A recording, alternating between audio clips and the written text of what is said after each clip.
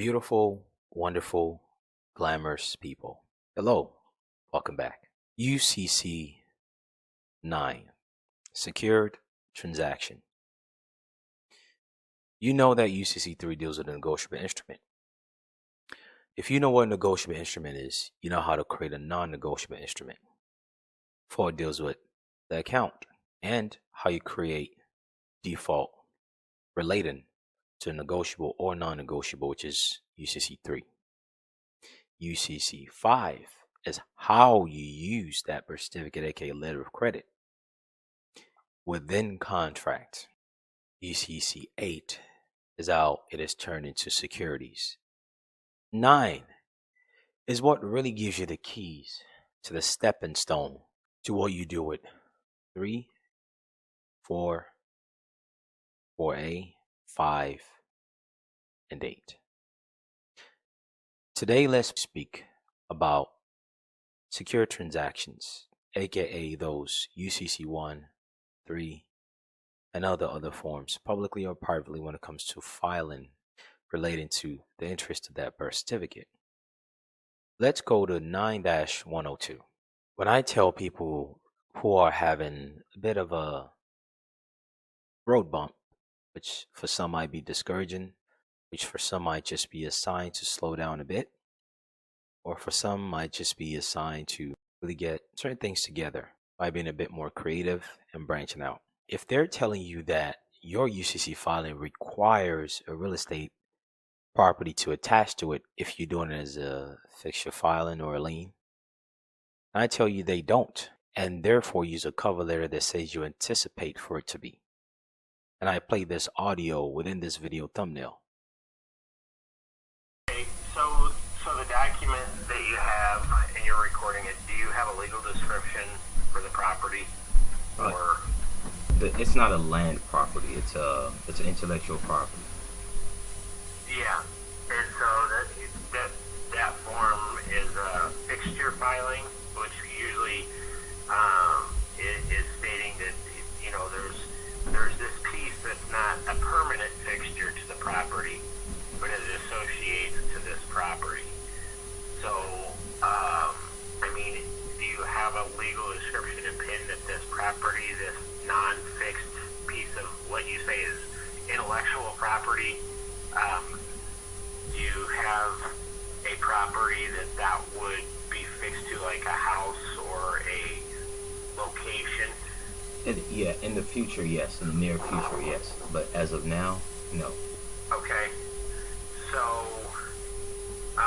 is it something that you really want to do, is put that on record the way it is, or would Yes. you rather wait until you've got the piece of property so that you can identify it as that property within the UCC? I'd rather do it now and then do an addendum to add that onto it.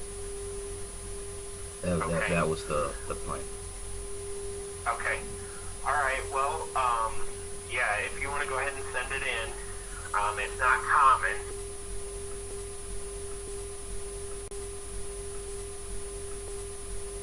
It's not common, so I want you to know that. That's why it was rejected. The staff did the right thing. Yes, yes. So if you just want to send it back, that's fine, and I'll update them. And if you could put a note, per Mr. Bounds' direction. Where I derive that from, and where that man speaking to me, who by the way is an accountant, hired by the accounting recording department, financial accountant, who knows about the UCC. Well, this is what I've been referring to, and this is what our conversation refers to. 9-102 defines a few very important things, particularly item number 40 is what we're looking for. Fixture filing, quote unquote. That form is a fixture filing. That form is a fixture filing.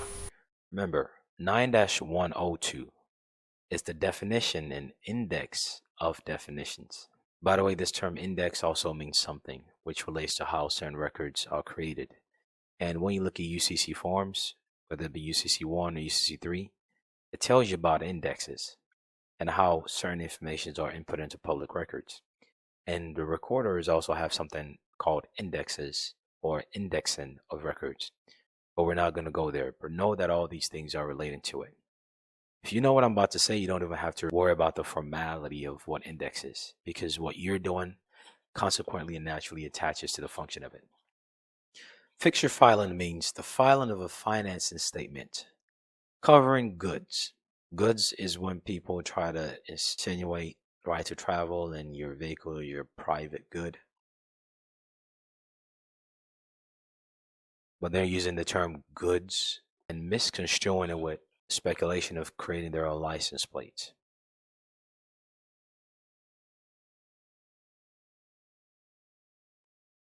It can't be your good or a personal or private goods if you have yet to put a lien on it. It's just floating out there. Because as far as any third party is concerned, the certificate of title shows another state on it. And if there's no established lien holder, which is the lien I'm referring to, aka UCC 1, then it's not your private good.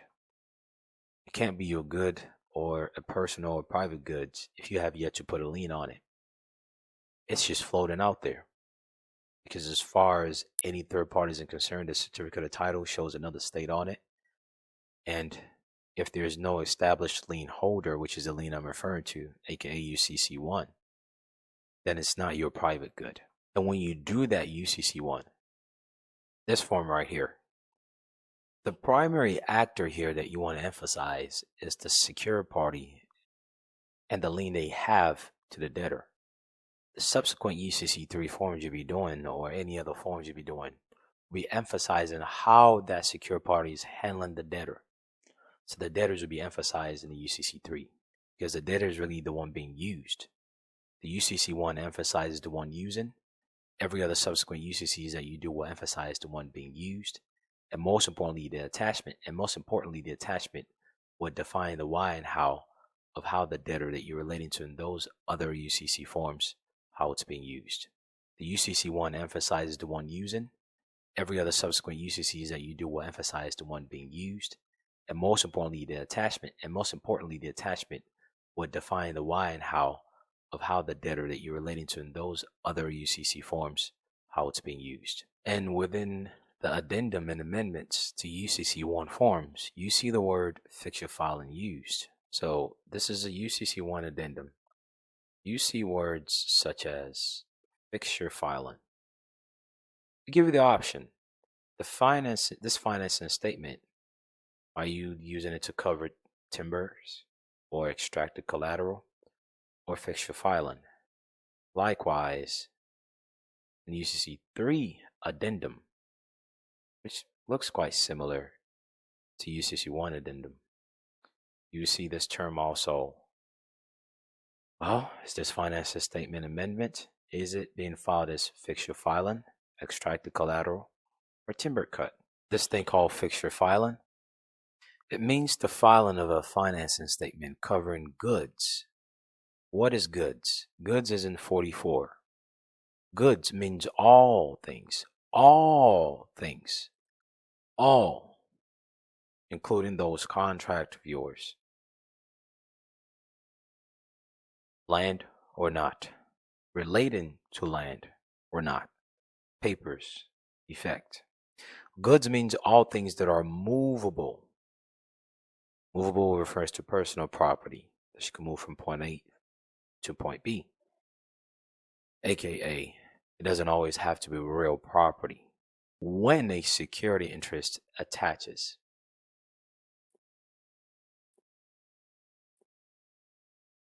Attaches here that you're looking at is the attachments that you add to these forms. Attaches here that you're looking at is the attachments that you add to these forms. Very important for you to realize. Hence, you would always see people, even when you look at banks or attorneys or other people who do these documents, or when you look at me do documents when it comes to UCC, you will put see attached so-and-so promissory note, blah, blah, blah.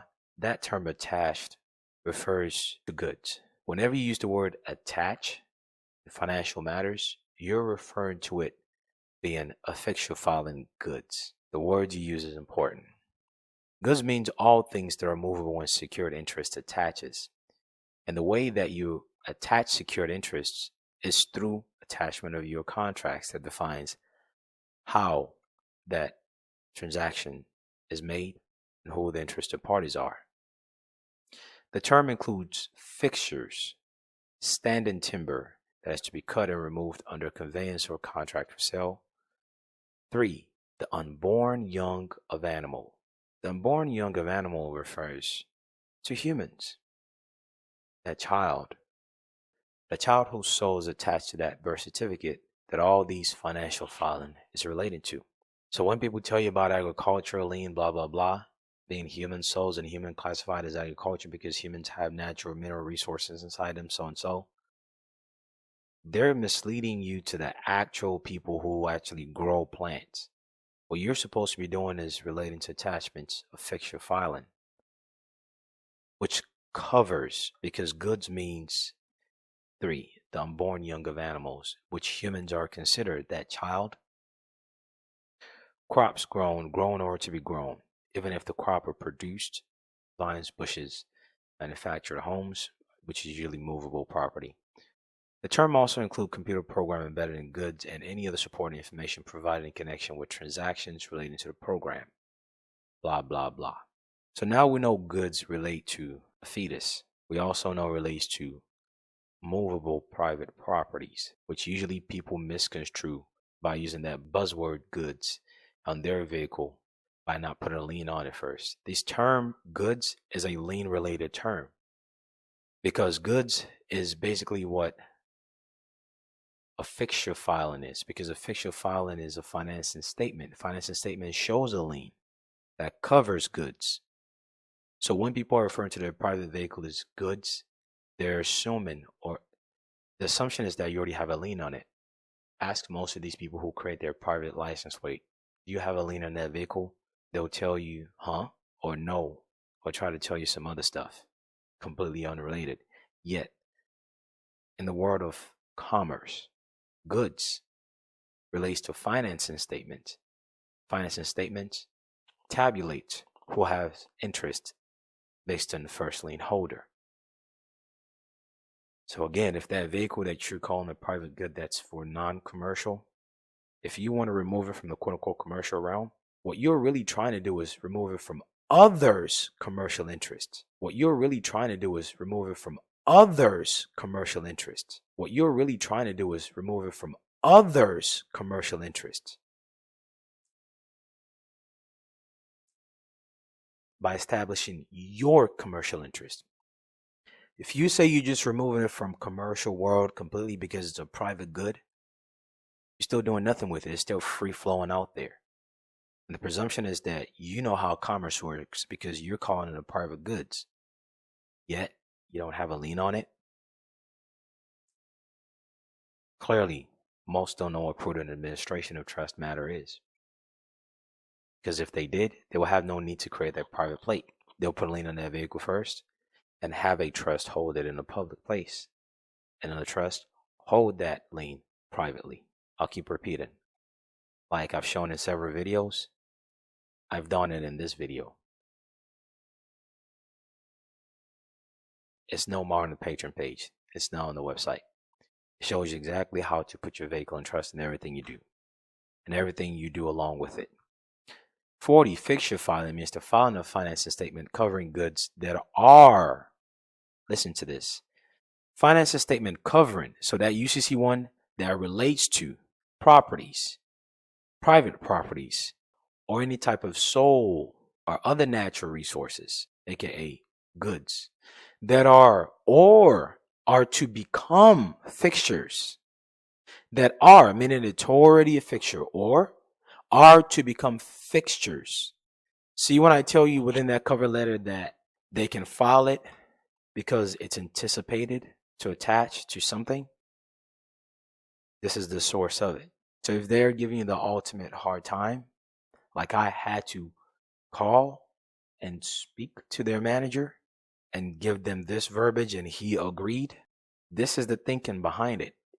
If you know you don't have the time or the effort to call and speak to their manager and tell them that it is to be later attached as a fixture filing or real property is later to be attached, then just add into that cover letter UCC 9-1 or 2, section 40 and 44.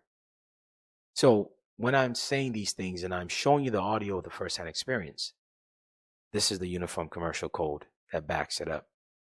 I'm making this video to emphasize this, along with some other misconception people don't comprehend. Take out several birds with one stone. Fixture filing means the filing of a financing statement, interest of a lien holder, covering goods relating to personal properties that are or are to become fixtures. So that means when they tell you that UCC 1 needs to have a property PIN number before you file it, you see that it doesn't have to be, because you can preemptively file it to anticipate an attachment or fixtures and satisfying section 9-502A and B. What does 9-502A says?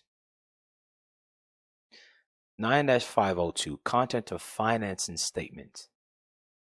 Content of financing statement. Record of mortgages financing statement. Time of filing statement. A, what's sufficient as a financing statement?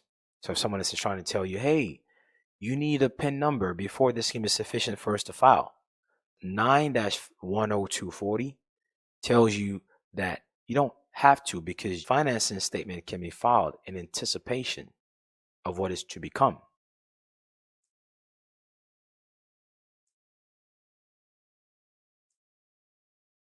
And then it points you to what causes a financing statement to be satisfactory and sufficient.